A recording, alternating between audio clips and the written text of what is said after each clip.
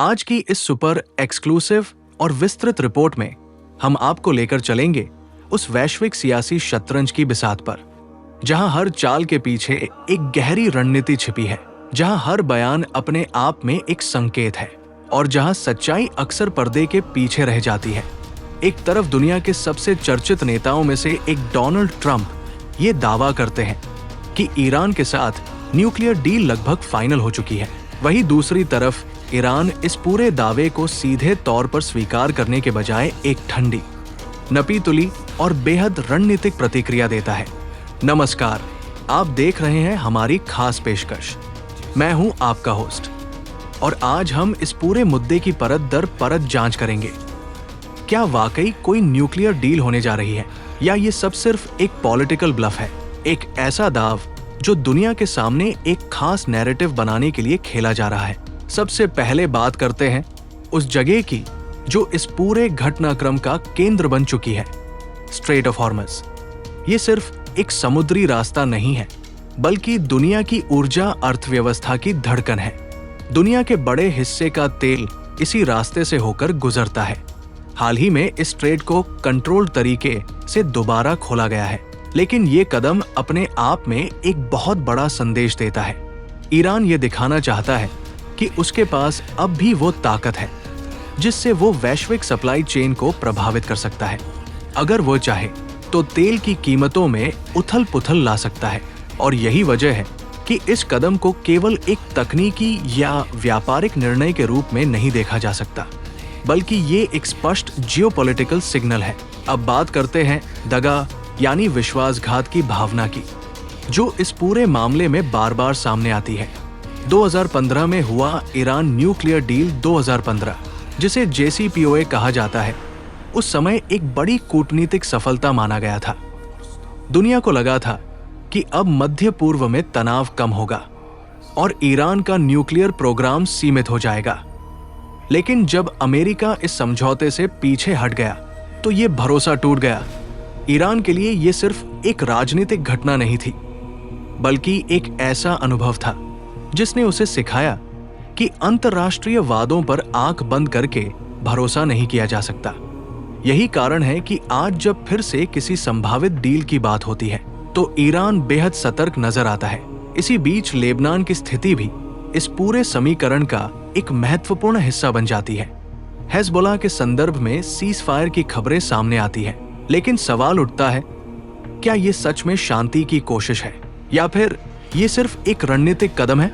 कई विश्लेषकों का मानना है कि ये नैरेटिव मैनेजमेंट का हिस्सा हो सकता है, जिससे अंतर्राष्ट्रीय समुदाय को ये दिखाया जा सके कि हालात नियंत्रण में है, जबकि असल में पर्दे के पीछे कहीं ज्यादा बड़ी बातचीत और रणनीति चल रही होती है। इस तरह के सीज फायर अक्सर बड़े कूटनीतिक खेलों का हिस्सा होते हैं, जहां अस्थायी शांति के जरिए समय खरीदा जाता है और अगली चाल की तैयारी की जाती है। अब आते हैं इस पूरी कहानी के सबसे अहम पहलू पर, एनरिच्ड यूरेनियम। ये सिर्फ एक वैज्ञानिक या तकनीकी शब्द नहीं है, बल्कि ये ईरान की सबसे बड़ी ताकत है, उसका अल्टीमेट लेवरेज है। जब तक ये उसके पास है, तब तक वो किसी भी बातचीत में मजबूत स्थिति में रहता है। अगर वो इसे छोड़ देता है या सीमित कर देता है तो उसकी बार्गेनिंग पावर कम हो सकती है। इसलिए ईरान इस मुद्दे पर किसी भी तरह का समझौता करने से पहले 100 बार सोचता है। यही वजह है कि उसकी रणनीति साफ नजर आती है। वो समय ले रहा है, वो हर बयान को तौल कर दे रहा है और वो किसी भी जल्दबाजी में फैसला नहीं करना चाहता। दूसरी तरफ डोनाल्ड ट्रंप का बयान भी अपने आप में एक महत्वपूर्ण संकेत है। ये केवल एक सूचना नहीं, बल्कि एक राजनीतिक संदेश भी हो सकता है। घरेलू राजनीति में इसका प्रभाव पड़ता है, अंतर्राष्ट्रीय मंच पर ये एक दबाव बनाने का तरीका बनता है, और इससे ये संकेत भी जाता है कि अमेरिका अभी भी इस मुद्दे पर सक्रिय भूमिका निभा रहा है। कई बार इस तरह के बयान नेगोशिएशन टैक्टिक्स का हिस्सा होते हैं, जहां एक पक्ष पहले ही ये दिखाने की कोशिश करता है कि डील करीब है, ताकि दूसरा पक्ष दबाव में आ जाए।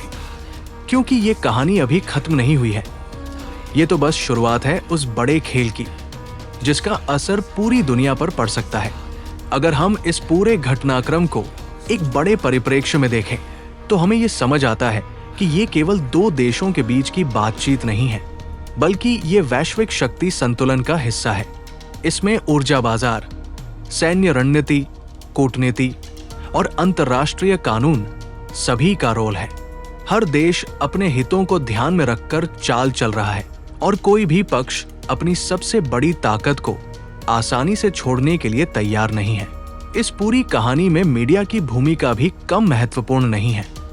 जो खबरें सामने आती है, जो हेडलाइंस बनती है, वो भी इस नैरेटिव का हिस्सा होती है। कई बार जो दिखाया जाता है वो पूरी सच्चाई नहीं होती, बल्कि उसका एक हिस्सा होता है। इसी वजह से ये जरूरी हो जाता है कि हम हर खबर को गहराई से समझें, उसके पीछे की रणनीति को पहचानें और ये समझने की कोशिश करें कि असल में क्या चल रहा है। तो आखिर में सवाल वही रहता है, क्या ये सच में एक न्यूक्लियर डील है या फिर एक पॉलिटिकल ब्लफ? इसका जवाब फिलहाल साफ नहीं है, लेकिन जो संकेत मिल रहे हैं वो ये बताते हैं कि ये एक लंबा खेल है जहां हर चाल सोच समझ कर चली जा रही है। सच्चाई धीरे धीरे सामने आएगी, लेकिन अभी के लिए ये कहना गलत नहीं होगा कि ये पूरा मामला रणनीति, शक्ति और विश्वास के जटिल समीकरण का एक बेहतरीन उदाहरण है। आप देखते रहिए, जुड़े रहिए।